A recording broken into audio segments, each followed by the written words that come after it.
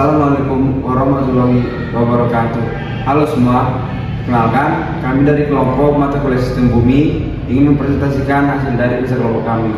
Mungkin perkenalan dulu dari teman-teman saya, boleh di Perkenalkan, nama saya Edevala Arenda dengan NIM 123120099. Saya Yusuf Pusunggu dengan NIM 123120091. Saya Nanda Puspita Dewanti dengan NIM 123120083. Saya Kailasya Mutiara Sadin dengan NIM 123120038. Saya Ahmad Yudhana Saputra dengan NIM 123120094. Berikut pemaparan video yang akan kami sampaikan pada hari ini.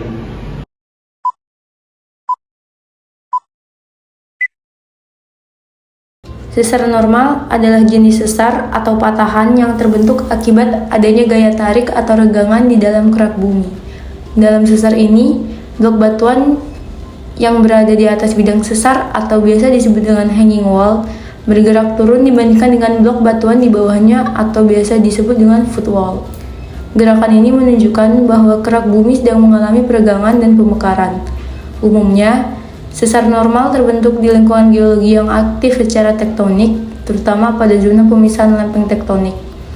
Sesar ini berperan penting dalam memahami proses-proses geologi besar seperti pembentukan lembah, pegunungan retak, dan potensi gempa bumi. Dengan sumber Marshak 2021.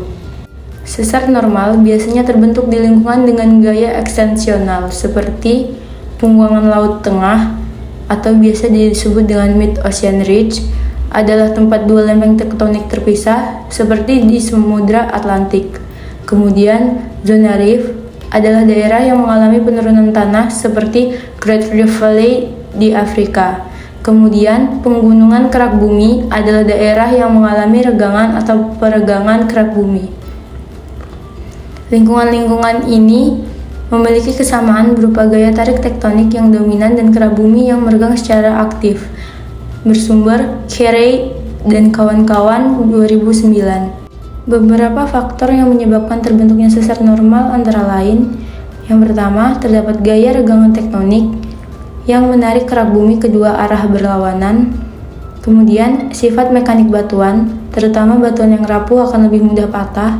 Selanjutnya, ketebalan dan suhu kerak bumi, kerak yang lebih tipis dan panas lebih mudah retak.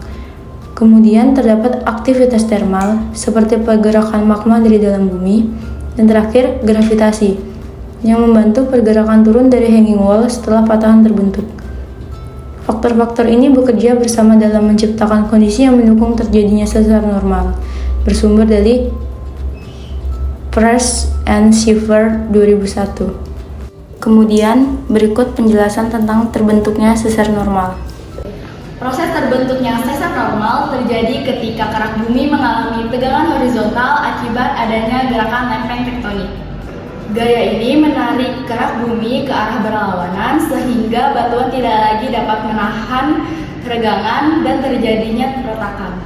Nah, rekan ini membentuk bidang sesar dengan kemiringan yang curam. Dan kemudian di bidang atas atau hanging wall akan turun ke bawah begini, dan dia terbentuk dikarenakan adanya gaya gravitasi dan juga regangan. Contoh nyatanya sendiri itu ada di San Andreas, Amerika Serikat, atau juga disebut dengan sesar San Andreas, yang dimana sesar ini memisahkan antara lempeng Pasifik dengan lempeng Amerika Utara. Nah, yang sesar ini terjadi akibat adanya gempa bumi yang sangat besar di sana. Demikian.